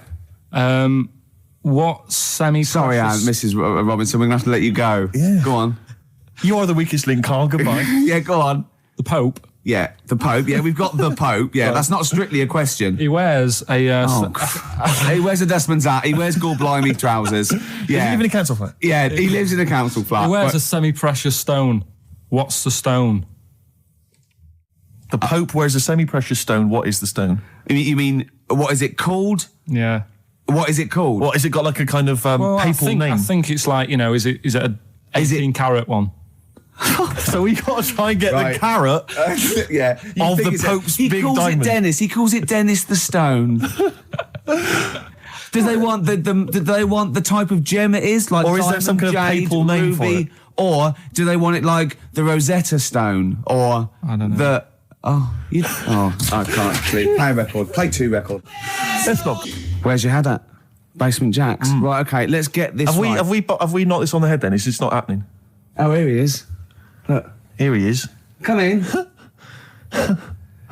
He's... How have you? Oh, God. I don't believe that. Oh, that's pathetic. I do not believe that. That's absolutely pathetic. Now, they won't believe this, will they? No. Right, No. if I say that Jonathan Ross just got his massive member out, and he is a big lad, come and sit down. I've got your tickets, Mr. Gervais. Thank you. What's going on here then? I mean, why are you dropping off tickets? Well, because, in the spirit of the Comedy Awards, we like to have the rising young stars of the British Comedy That's Awards. right, and that's me. Well, we couldn't find any this year, so we've asked Ricky whether he would sit in the rising young star seat, and I wanted to deliver the tickets personally, so there's no excuses if he doesn't turn up later. Yeah. I always suspected that you were sort of pretty well endowed. Yeah. And now we've seen. It's on webcam. That was just one of my cocks. That's the one you're wearing today. Didn't we? Did you? Don't say that. No, we were. This is meant to be the happening young station. What's going on? No, you can't say stuff like that. You can't. Just careful what you say. Look after Julian Clary. 10 years in the wilderness, and he comes back in a person. 10 years in the What happened wilderness. to you? That's Jesus you're thinking of, isn't it? Just because you're on everything at the moment. I walked in here and I came in there and I thought this is the young happening place, and what do I see in here? 3 old men sitting What are you talking about? I'm only 28, 27. You're wrecked. You all look wrecked. You're Well, that's because we're always partying. I was looking for some youngsters. Where's the youngsters? I wanted to see some tight leather pants. I wanted to see some foxy chicks hanging on you every word. What is it? It's a bunch of old blokes on a block up there washing up in a sink. But look at him. He even dresses for radio. Look This at is him. ludicrous. It's amazing. Looks like you're I love the fact you were on the phone to Gervais last night, weren't you? Asking his advice Yeah. on clothes. Well, look at him. He's going for the man down the DSS. I like that look. No, it's a nice look. Have you got a single pair of trousers that aren't elasticated at the waist? They're maternity jeans, aren't they? They've got a whole Frank panel that pulls The forward. thing is, what I do at the end of the week, I can pop these in a pan and I can make a nice soup with all the food that's encrusted in them. At his years as a homeless coming to the fore there. Look at you, But one why- step away from Lawrence Llewellyn Bowen. I'd like to be that bit closer. But why are you dropping off tickets? Are you a little bit... Because I thought you were married and stuff. Why do you suddenly got this obsession with Gervais? Because I'm a bit rough, ain't I? yeah, it's like when you see Dale Winton out with those rough boys. I'd like to get one of my own. When a top celebrity in a lovely looking suit walks down the corridor with his penis out, Yes. Yeah. I know that I'm still You attractive. know you've arrived. I was inaugurated in the same way. For me, it was Des O'Connor. It's like it's the passing on of the baton, if I may use that euphemism. and you've been battened. But it's fantastic. Well, it's- It's- it's gonna it is a pleasure. I don't think I'm complacent just because I'm mixed with people like you. I still wake up and think, I don't believe it. I'm mates with Jono. Can I just point out one thing? Jono. I was listening to the show last week and I heard you, as always, revealing a little too much about yourself, if you don't mind me saying so. Steve tried. Not as much as you. No, but that was just for the benefit of the room. Yeah. And talking about when you used to occasionally urinate in the sink. Yeah. When you were around my house last time and I came in and you looked a bit shifty. No, please reassure me. It was more ownership. But Yeah. I was like, I went to my territory, and then other people that come in and go, has Gervais been round here? It's like just marking my territory. Because my coffee the next morning had a hazelnut tang to it that I don't remember putting in. Can I just say something? Because I mean, I used to, mention to you, Gervais, when we first started getting involved in the business. Yeah. I used to say, if there was one celebrity I'd like to be friends with, it's Jonathan Ross. Yeah. Lo and behold, Ricky's befriended Jonathan Ross. I'm nowhere to be seen. But Not Ricky invited told me- round. Ricky told me that I could be his friend, providing I never extended the arm of friendship. Right. to you. Yeah, if you ever... I thought as much. He tries to keep everyone else down he works with, from the office, all the other shows. He tries to keep them down. He said, I didn't even want I'm you to number come in. one. I wanted Yeah. to meet you on the steps. Yeah. I didn't even want to tell him you were around. But you called. He went, who's that? And he saw your name come up and he went, well, can I meet him? Well, you're all coming tonight, aren't you? This isn't Radio 2, by the way. These links are way too long. This is snappy radio. We have to play... Yeah. You might The be kids have lost lost, interest. But the kids want to hear Coldplay, Catatonia, You know what I like? Faithless. How about some more of that instantly forgettable hip hop you play each week? One of those obscure Go. hip hop hooray. That's the worst feature on British radio. You should be ashamed of yourself. Wait a minute, I've heard your As I was quiz on saying to Radio Bruce 2. Forsyth the You're other day, I allowed. said the hip hop's had its day. You should be out. Put it away. Put it away. I'm Carl. Carl, how you doing? I'm all right. Got a question for you. Right, man. Got a question. Yeah. The Pope. Yeah. What semi-precious stone does the Pope wear? That is easy. Go on. Topaz. Is that the right answer? I don't know, I might have wrote it down.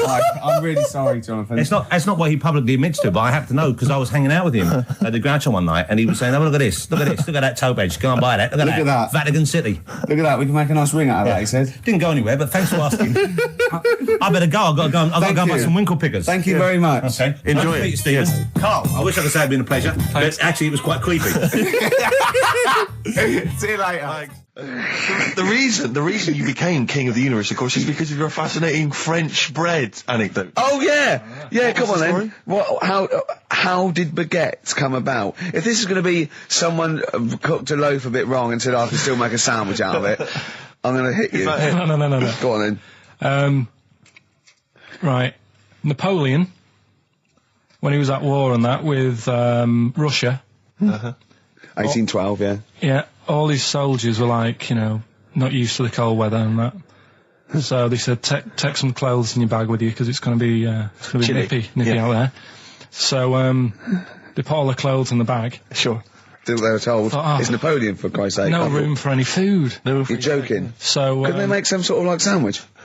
no, it wouldn't fit because of all the clothes. You had to take extra gear. Sure. So anyway, he said, I can see where this is going. I'll be honest. Is there a baguette-shaped gap left in their holdall? They thought, let's make some bread that you can fit down your trouser leg.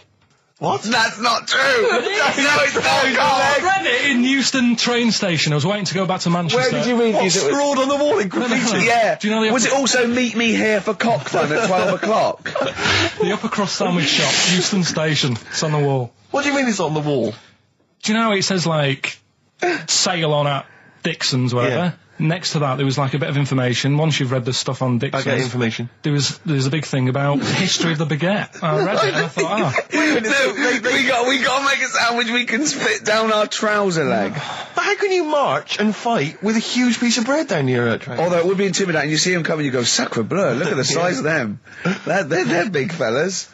Well, Blimey. I can't help but feel that could be a practical joke at your expense. yeah. do that. Well, the Earl of Do you ever Sandwich... question anything you read? If it's No. printed up, is that, Yeah. like, fact for you then? Well, it's not funny. I mean, if they were trying to be funny, it's like, it's not, is it? So it's information. Have you heard us? Things sometimes want to be funny when they're not. That's exactly what happened with the sandwich. The Earl of Sandwich wanted something he could fit down his pants. And it was those triangle cut sandwiches wrapped in cling film were perfect. You might be right. You might be right. I am. Because the Cornish pasty, so they could drop it down the mines, isn't it? Is it? They wrapped it up they wrapped up like meat and vegetables in pastry, and they sort of crimped it, and it was like and they dropped it down the mine. So, yeah, that's how that came about. And bagels were originally made so that people could play hoopla, but then eat afterwards. I don't know if you're aware of that. That is true, Carl. Well, anyway, Call my bluff. It's not true. yeah, They're all true. They're all true. Yeah. Tell your kids that when you have them. Yeah. You know, if they're still alive in a million years. Well, it might be true. Can someone confirm that baguette fact that it was so Napoleon could stick it down Not him. his trousers? Not him, his soldiers. His men. Yeah. Fascinating information. Fascinating bread information, Carl.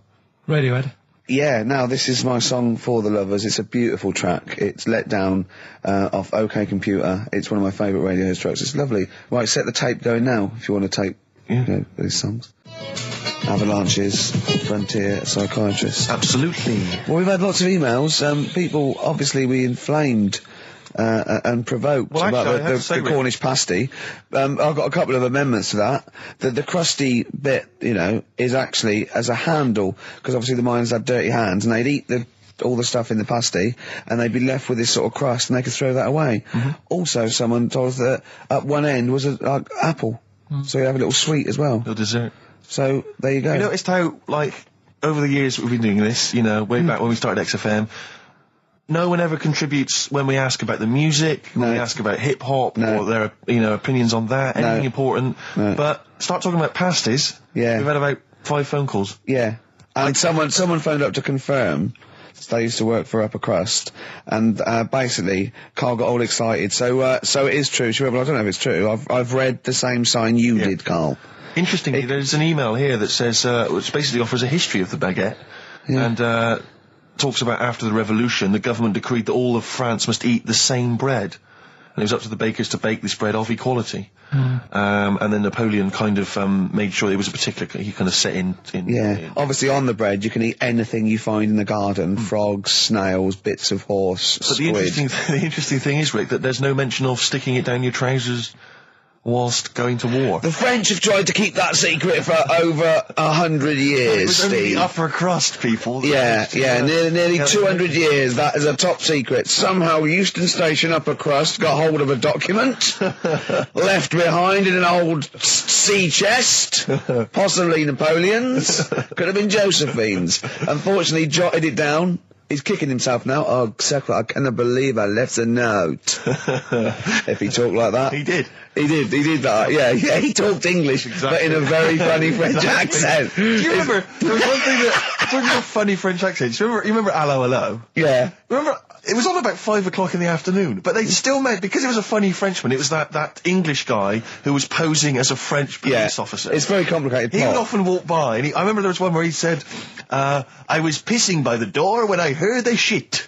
Oh yeah. Now, that's passing I'm allowed by to the say door. that. I'm allowed to say Passing that. by the door when I heard a shot. That's what he's saying. I'm allowed to say that at 2 o'clock because I'm just saying I'm talking in a French accent. Yeah. I was pissing by the door when I heard a shit. Yeah. That's fine. Yeah. Because I'm speaking French, Carl. Do you know what I mean? That's the rule. Do you know why people tink the glasses before they have a drink? Why they tink? The verb to tink. I do know that, Carl. Is it about poison? It is. Here we are. What would it make a different noise? Nope. Brilliant. Go on, explain Why? it. You explain it, Steve. No, don't, Steve. You explain it, Carl. Go on. Oh, I've started, so I'll finish. Go on, Carl. Explain why they tink the glasses. Ages ago, Yeah. only people with money had drinking or something. That's like one of my film reviews. Years ago. Welcome to History Now. Now, ages ago, only people with money had drinking or something. Keep going, Carl. Keep going. Like spirit and stuff. So they'd it's like businessmen with money. It's easy for you to say. This is getting to be cruel, isn't it? This is amazing. Yeah, go on. Why Go did you on. open your mouth, Carl? What were you hoping was the best that could happen? Because you were trying to make me look stupid before with the planet, so I'm not... Whereas you know... Yeah, go on, no, come on. Businessmen with money. I've got to drink and ching. Okay, so then with So those drinks. they'd nip round to have a chat about whatever they're earning money with. And they'd say, right, do you want a drink then? And they'd go, oh yeah, that'd be alright. So rather than just pouring it out of a bottle into a glass and saying, there you go, it could be going, hang on a minute, it could be poisoning me ear and trying to nip my business idea. Yeah. So what they'd do, it sort of pour a bit of his drink into the other person's glass and you get that tink noise. And that's like cheers, you know. No, Carl, I just have a slight amendment there. I think what it was you're absolutely right that they would then test each other's drinks to show that it wasn't poison. But over the years, that was reduced to just chinking the glasses by way of saying, let's not actually bother going through the whole rigmarole. They just did the chinking of the glasses. Yeah, that's good. It was exhausting though, wasn't it? I know. Was it worth it, do you think? Well, I like that because people carry that with them now. When they do that, they'll think, oh, that bloke's definitely not trying to poison me. Yeah. So the horrible thing is that now, when I do the glasses, I can laugh and go, they don't know I've poisoned them. Exactly. You should always do the pouring back and forth. It's a shortcut, it's a slippery slope. You know, just be careful. You were going to tell us a little story about Just past my test, my parents had a big Volvo estate, and there's quite a big car to drive. My parents didn't have a car. But I know you don't drive cars, Rick, but it's got a big car to drive if you've just passed your test. It's safe though, isn't it? It is very safe, that was the thing. Yeah. And I come from the West Country, obviously, there's quite a lot of windy lanes around there. You're joking, do you? They have cars there. Well, here it comes. Blimey, Carl. Learned on a tractor, automatic it was. Do you want me to tell it or not? Oh! Don't give up the accent! Oh no, I'm not worried. Oh, go on. Go on. So I went to this party. You never got him being from the north. Not when he's telling an anecdote. He's never telling an anecdote. Oh yeah, fair point. Yeah, go on. so I went to a party and I was quite excited because I had the car, the motor, and there was a chick heading down to the party that I was like, I had my eye on. And I thought, now I've got a car and going to the party, it's going to be amazing, right? And various friends had said, like, can we get a lift? I thought, yeah, groovy. I'll pick up the chick as well, who's a friend of a friend. So cruising down to the party in the motor, the Volvo estate, and there's nothing sexier than that. Slipping a little bit of Billy Joel on the stereo or whatever. Something classy. Exactly. And maybe it was Billy Ocean.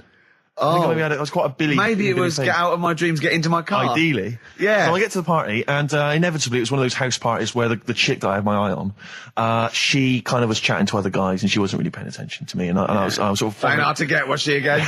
Same old story. Oh, they make me They laugh. know how to tease, don't they, the ladies? They make me laugh. Who are they kidding? So I'd follow her like a dog, from room to room. Yeah. And watch her Quite while... literally, sometimes he was barking. Yeah.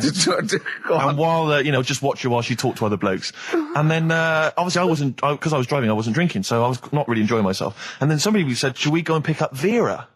And I thought, right, okay. And they went, Steve's got a car, let's all leap in there, we'll go pick up Vera. And this girl was like up for it as well, so I thought, brilliant, I'll be back in the car with her, away from all these lads. Yeah. One guy she had her eye on, he came as well, I was a little bit annoyed. Yeah. But anyway, he was in the car, so I'm driving down these country lanes, just driving along, and they're directing me, they're saying, go left here, go right. And then suddenly we stop, and one of them goes, just drive into that field, this pitch black field, right? And I'm sort of, well, it is my parents' car. Just drive in the field, Steve. I'm thinking, well, I don't want to, not seem like I'm a hard, cool, crazy kind of guy, because the chick's in the car. So drove the car into the field. They all leapt out, started running off into the darkness, shouting, Vera, Vera, Vera, where are you? So I'm just sort of sat there in the car waiting. Wasn't Vera Lynn, was it? Because she likes to hide in fields. Bizarrely, it wasn't. Right. It was just, I was just left in the car on my own with Billy Ocean. And suddenly, out of the darkness, they come back holding a Vietnamese pot-bellied pig that they had stole from a nearby farm. And they knew that the pig was called Vera, because someone knew the farmer or something. Anyway, so they got this pig, so now they're going, I'll put the pig in the back of the car, we'll take it back to the party, it'll be hilarious. I'm thinking, well, I'm not sure I want a pig and all its, piggy crap in the car, right, crammed in there. But they say, yeah, so obviously I'm thinking again, I don't want to look like I'm, a nerd. I'm terrified of that, Rick, ever happens. Yeah. So, So you go, hey, bring the pig into the car. Exactly. I'm no nerd. Exactly. Yeah, go on. So now we drive off again. I got this pig kind of screeching in the back of the car. And, they say, stop again. Let's do some cow tipping. And they do that old thing, about the fact because cows sleep standing up, don't they? So you can push a cow over and stuff. Yeah. So they're having a wild time, hilarious. So this time, now we get to a sort of dead end in the road. And, they say, well, turn around, let's go back to the party. And I'm thinking, fine. Try and do a 3-point turn in this very narrow country lane, right? Get the Volvo estate wedged horizontally across the road.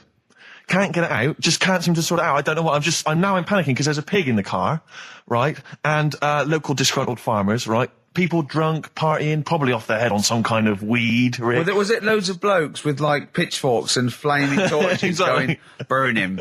He's playing with our pig. Exactly that. And so that, I was so terrified that all I could think was they're going to have to send a helicopter to lower a magnet onto the top of the car to lift the car up and put it the right way around. You used to read a lot of comics, didn't you? Yeah. So, do you know what I started doing? What? Crying. Did you really? Yeah. Why? So started crying, just very slightly, started getting upset.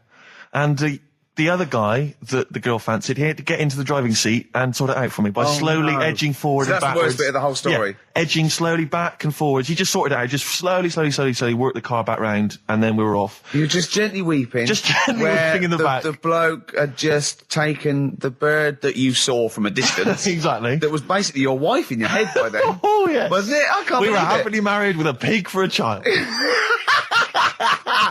Don't joke, that could happen. I know. The pigs come, if you like. Sorry? What did you say? What did you say? What did you say? When you do what, Carl? What? What did you say? No, what did you say? Because I don't want to have to go to the radio authority again. What did you say then? Just remember. We are going out live, Carl. Yeah, remember Tom Binns, right? What did you say? What I'm saying is, why were they shouting Vera? Because pigs don't come to the name, do they? Hey? I don't know the ins and outs of pig, have how to lure a pig into your trap. Can I just tell you some very, very interesting things about pigs? Please do. Right. One, everyone knows they have a corkscrew-shaped penis, right? A corkscrew-shaped penis. That's the tail, isn't it? Two, they can't look up. They can't put their head back and look up, right? Three, they can have a 30-minute orgasm. Rick, is it only pigs that have got a corkscrew-shaped penis? No, and landlords. Okay. Very handy. Here's one for you. Go on. Like insect facts and stuff. Go on. If a man was a flea... You could jump over St Paul's Cathedral. No. What? Wrong. It's gone up now. It's... the big wheel. The big wheel. It's The Millennium gone up Wheel. now. It's gone up now. Play a record. You're the best. I just wish we could maybe tape the bits we're not on air, just because that's when Karl comes into his own. Yeah. He just said to me, I don't know what I was doing, I was sort of like pottering around, dancing around, doing something annoying probably, and he just looked at me, I don't know, and he was looking at me, and I looked back, and he went, have you ever used a Y-front properly? Genius. It's a great question, because the answer is definitely no. Definitely no. Does anyone use their Y-front properly? And by that, I mean get your winky out of the little sort of slot provided, as opposed to like put it to one side or pull them down or whatever. Has anyone used a Y-front properly? I don't think I've ever done it. I don't think I've ever done it. I've never seen anyone in a toilet doing it, Rick. You should be looking. I wish I hadn't said that. I caught you. Really? Yeah. That's actually how you prove people are gay. Yeah. Get them into this conversation. Yeah. Yeah, it's a trap. Yeah, it's a trap. It was the trap. Yeah. I I'm thought not that gay, was by the the, way. Yeah. You didn't prove I was gay. I double bluffed you. As I knew the old gay trick. I thought it was the old Gaylord say no thing. That is another method. Yeah, there's innumerable methods of doing it. That's how Oscar Wilde was caught. Yeah. Yeah. What happened there? Well, the judge went to him, did you see that film last night? Gaylord say no, and he went no, and they went take him away. Yeah. Take him down to the cells. Yeah, take him to Reading. It is true. That is well, it originated in America. yeah. So many of these things do. It's Yeah. a brilliant point, Karl. I'd like to hear from anyone listening who's, and I mean, well, they'll just lie, wouldn't they? I suppose. Yeah, I don't even use sort of flies. No? Usually, I sort of pull my Y-front, my sort of tracksuit. So that's why I wear sort of like elasticated waistbands all the time. Exactly. Just sort Speed. of like, yeah, Yeah, you got to get in there with the minimum of effort. yeah, we and out. Sure. Often I won't shake No, oh no. to my detriment because it often leaks out a little bit later, doesn't it? Ever been out on a date with a girl where it's just trickled down your leg and you wish you hadn't, and you're thinking, what if she gets my trousers off later? She might smell or see it. What? What? I don't know. I don't know what I said there. Right. Rick, I had for Christmas something which I think might excite you and interest you, because I know you're obsessed and interested by facts. Yeah. Don't fiddle with the microphone. Well, I was Everyone just can hear looking at what it was underneath it. So this is a book, it's just facts and trivia. It's edited by Sir Isaac Asimov, who I think's dead. So I don't know when my parents bought this book. I assume it's sort of from a second-hand shop or something. Right. It's quite long, but I got it for Christmas. I keep meaning to bring it in, because generally the facts are quite sensible in here. And I like to think if Isaac's been involved, they're probably substantiated. It's not like kind of just this nonsense on the web. I think that this is probably... Or up in Greg's the Baker's that Karl Exactly. gets most of his facts from. The ancient Egyptians trained baboons to wait on tables. Karl, fascinated. Brilliant. That's fantastic. But what my point about that is, why did they stop? Yeah. It's a genius idea. Would you not want to go to a restaurant where they had baboons serving? No, I'll tell you what Depends on happened. a few. It might have been like the Planet of the Apes, and they sort of rebelled. One of them could talk. One of them could take his order. And one day went, do you want fries with that? And the bloke got really annoyed and said, answer him back. And then there was some sort of rebellion. Right. Yeah. The Planet of the Apes isn't true, is it?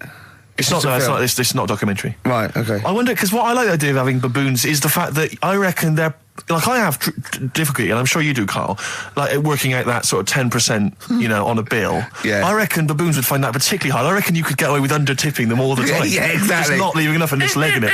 Exactly. They go away and you go, sucker. Yeah, exactly. So Yeah. I'd love to see some baboon restaurants. If there's Yeah. any restaurateurs out there, so Terence Conrad or someone. If you do go to a restaurant and you've been waiting on those, please don't order the banana daiquiri because it comes half-eaten.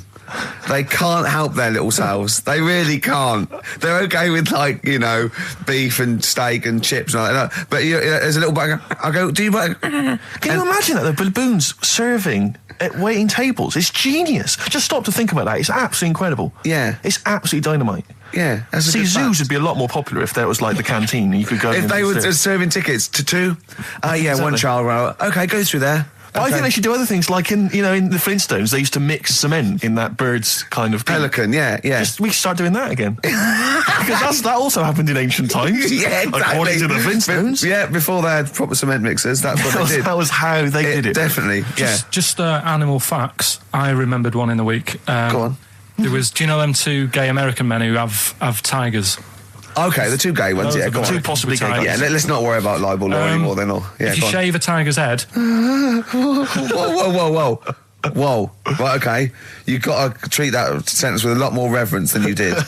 Think what you're saying. If you shave a tiger's head... Not just its head, its whole body. Oh, sorry. Sorry, yeah. So I thought you were getting weird. Go on then, yeah. If you shave a tiger, yeah, go on. It's still stripy underneath. The skin's... Is it like rock? It goes all the way through. Yeah. That's amazing. Where did you hear that one? I remembered that. Like, Was that a drunk just shouting it in the street? I shaved a tiger and it's still stripy. Get out of here. Yeah. Well, you know a polar bear? Polar bear's skin is actually black, and its fur is transparent, not white, and it gives the illusion. So it gets all the radiation possible from the sun, but it's still camouflaged. I didn't understand that, Rick. Sorry, you lost me. If its skin's black, a polar bear's skin is black, and its fur is translucent, and its fur is translucent. So why is it white when we see Well, it's just because the light hits it and the sun reflects off? Yeah, and it makes it look white. Yeah, so if you look at each individual hair, it's actually translucent. So at night it would be black. Well, everything is. Is it? Yeah. Oh, not bright stuff, Rick. You've embarrassed yourself. Play a record. But I was in the cinema. This was not long ago, and I went to see that. This was, I think I was off to see that film, Crouching Tiger, Hidden Dragon, or whatever it's called. Do you know Well, they could be on the phone for that because there's subtitles. So it's not going to ruin it, is it? It wasn't her. I was sat next to another woman. She was crunching, a big fat woman. No, but he's got a good point there. Loads of people could be on the phone in there and it wouldn't sort of niggle you. Fine. Well, at least we've cleared that. Imagine if that was true. No, because, it's like when you go on the tube and read a paper, there's loads of noise, but you can still concentrate, can't you? He's got you. Do you know what That's I mean? such a great point, isn't it? Right, yeah, because it's so easy to lose yourself in that magic realism world, with all the sound effects and music and surging, exciting noise, and there's a woman clattering on going, yeah, well, I'll probably meet you later, Stange. Should we get some Diamond White in and around by the park? Yeah. Switch off. I do it. Yeah, but we know what you're like. Yeah, you can switch off, Carl. It's like you can turn your ears off. That's the skill you have. It's not the ears, it's the behind the ears. Yeah. It's the process that between the ears and the brain that you can switch off. So he can still hear all these things like a cat. But I was in the one, there was this woman sat next to me, she was a big fat one, she was crunching on some popcorn. Again, that's a crime. Why they're selling popcorn in cinemas? I don't understand why She the needs to noisiest... eat regularly, she's Why fat. the noisiest food in a cinema? Yeah. I don't understand why that's come about. Yeah. Really makes me angry. Yeah. Exactly right. Smoothies. We want smoothies without straws. Exactly. The trailer for that film AI, Artificial Intelligence, came on. Do you remember that? And the tagline was, David is 11 years old. He weighs 60 pounds. He's 4'6" tall. He has brown hair. His love is real, but he is not. Oh, yeah. And she just went, how old was he again? To her boyfriend. Right? Just ruined everything. War film trailer comes on for some Pearl Harbor or something. She goes, yeah, I don't fancy that. Just announcing this, don't fancy that. Too many war films. So then the trailer, then the opening credit comes on for Crouching Tiger. Before that, that thing that comes up that says it's signed by the BBFC and it has the kind of certificate and everything, and that certificate to say what age you have to be to see it. That came up, and it said Crouching Tiger, Hidden Dragon, in brackets subtitles. She went, it's not subtitled, is it? I thought this was the most famous foreign film for years. It won Oscars. It was a huge film. Everyone knew it was foreign. She goes, it went, and so the credits begin. It says Crouching Tiger, Hidden Dragon. She went, stupid name for a film. What? She just She wanted paid it. to see it. She was with her boyfriend. So then it starts, right? And obviously it's in Japanese or Mandarin or something. She's like, yeah, and they're all talking in Japanese. Japanese or Mandarin. Whatever it is. So they're speaking in this, Japanese language, Oriental language. And she's going, don't they sound stupid? Hot ching chong chong chong chong chong. Don't they sound stupid? She was going, and then the subtitles come up, and it's quite a weird kind of strange language they're talking. And she was going, can't make the subtitles out either. It's both gobbledygook. Just wittering on every step of the film. I totally agree with you, but what I like in your telling of it, I know you start getting quite I'm emotional. genuinely livid. But she went Mandarin or Japanese, some Oriental language. And Well, I don't know what it was. It's a strange language. It's a strange language. Well, anyway. Oh, dear. So then I moved. I climbed over several seats, made a big huff of, make a big show of moving. Yeah. Sat next to a guy on the phone, just chatting on the phone. Oh, I'd have gone mental at that. So now I hate that film. I didn't enjoy it. I don't like seeing it. I don't want to even think of it. It's subtitles, isn't it? Well, rubbish. That's why I get videos. Yeah, I should have thought that through, Carl. You're absolutely right. Lamb chop. Yeah, let's play Lamb Chop. This is brilliant. This is from this CD that came out recently with Uncut magazine. Occasionally they put out some quite interesting free CDs. And this was one that had various covers of Rolling Stones songs. And a lot of them were, quite shoddy, but this was a brilliant, specially done, I think, for the CD. It's Lamb Chop doing a version of quite an obscure Rolling Stones song called Backstreet Girl. It's just beautiful. Let's hear it. Depeche Mode there, and I Feel Loved. Who'd have thought Depeche Mode would have been that huge? I think I've seen little lads from Basildon with little plinky plonky sound. I thought that'd be it. They'd be like Visage or something. That'd be it. And now they're stadium rock fillers. They're huge. They conquered America. He went through some hard times. He came out the other way. And well done. But see, I think what you just said there is a very good example of why they are and why certain other bands aren't. Because if you think about it, for me, you see, whenever I think of a band name, if I see a new band's come along or whatever, I always use a very simple test, which is, can you imagine that you're the announcer at a huge event? Maybe it's like broadcasting around the world, like Live Aid or Nelson something. Mandela or it's a concert. Nelson Mandela Freedom concert. Yeah. And you can imagine someone He's there. And Nelson's there. Yeah, with the there. Spice Girls. Oh, they're all there. But you can imagine someone saying, ladies and gentlemen, please welcome to the stage, Depeche Mode. Yeah. Rolling Stones. The Who. Exactly. But you can imagine someone saying, ladies and gentlemen, please welcome to the stage, Visage. Ladies and gentlemen, will you please welcome our headline act? Welcome Idlewild! Exactly. Ladies and gentlemen, please welcome to the stage, Ned's Atomic Dustbin. It doesn't... Do you know what I mean? You just know. The Levelers! Some bands aren't going to make it. Ladies and gentlemen, please welcome to the stage, Mega City 4. You know what I mean? It's just a simple test. We'd like you to do that at if home. you're thinking of starting a band, or you've just named your band, you're just beginning, just phone in, tell us, or email in, tell us what your band name is, and we will use that simple test. And we will do the test. Ladies and gentlemen, will you please welcome to the stage the Franken Walters. Jimmy Eat World. Ladies and gentlemen, please welcome to the stage, Cooper Temple Claws. I don't think it's going to happen for those lads. Here's a good one. It's a simple test anyway, but 100 reasons, please welcome to the stage. 100 reasons. 100 reasons I think would work quite well. We're just going to give the email address, ricky.gervais@xfm.co.uk. 100 reasons, if I could. Ladies and gentlemen, will you please welcome to the stage, Pop Will Eat Itself. Carl, have you got like a sound effect or something of like, get the atmosphere cheering? If we're going to test. Cheering. We'll seek it out with. Have you got something there? Have a look on there. I'm just looking in the NME for the kind of forthcoming gigs of the smaller known bands, and it might be a useful place to just begin the. Ladies and gentlemen, peoples around the world, will you please welcome to the stage, Chumba Awamba. Have you got a sound effect? We got one. Nice, yeah. Ladies and gentlemen, will you please welcome to the stage, the Parkinsons. They're playing in Leicester this week, so I look forward to that. That's a good plug, isn't it? Let me see who else. If anyone wants to pop down to Leicester to see the Parkinsons. Ladies and gentlemen, please welcome to the stage, Cyclefly. Okay. Oh, there's a genuine one here. This is someone, Simon's emailed, and he says, will you just test this name for us? Okay, Carl, if you can, there you go. Ladies and gentlemen, will you please welcome to the stage, Coach. Not utterly convinced. No. It's not too bad. It's not too I'm worried about the sound effect. We start to sound like Chris Moyles or something. When you play a sound he's a top broadcaster. Everyone loves him. Losing weight as well. He is hilarious. Funny man. Just there's one more coming here. I'll just check this one. Ladies and gentlemen. Ladies and gentlemen, will you please welcome, this is Chris Oxford. Ladies and gentlemen, please welcome, Meanwhile Back in Communist Russia. Is that a band? I assume so. I assume it's his band. Yeah. Steve, I mean, I will play great old tunes till the cows come in. We got to give them a little bit of Dandy Warhols and Air and Athlete. I know that, and they're great. They're good, right? But I wanted to play a Cat Stevens song, but I thought I'd better not because I've, play that a little bit. And we quite like resurrecting old reputations, don't we? People like Elton John who had bad faces, or David Bowie. People whose names now are largely laughed at in the serious rock or people circles. that people might not have considered. I thought Cat Stevens, oh no, Rod Stewart, I thought. Was he Rod Stewart? Many people now are thinking of the leopard hot pants and the ludicrous Do you hair. think I'm sexy and all those sort of old stadium sort of disco things, but he wrote beautiful tracks from Maggie May through, and I thought, hold on, two birds with one stone. What about a Rod Stewart song written by Cat Stevens? Wow. Is there such a thing? The first cut is the deepest. Let's hear it, Rick. On this album as well is The Killing of George. Georgie Part 1 and 2, remember? About the gay bloke. Georgie Boy was gay, I guess. His favourite song. Carl's favourite song, right? And I was going, oh yeah, I remember that, yeah. I said about, and I said, did not intend to take his life. He just pushed it when he gets mugged and killed. Do you know what he said? Go on. I was sitting outside, I was singing, he went, well, as I said, they go out too late. They go out too late? He meant gay people go out too late. He went, no, they do. I went, what do you mean? He said, well, they're always out, they go out when people are coming home. He said, if he'd have been in bed by 10, he'd still be alive today. That's a sobering lesson. And he went, Carl. there's one that works here and he's shattered every Monday.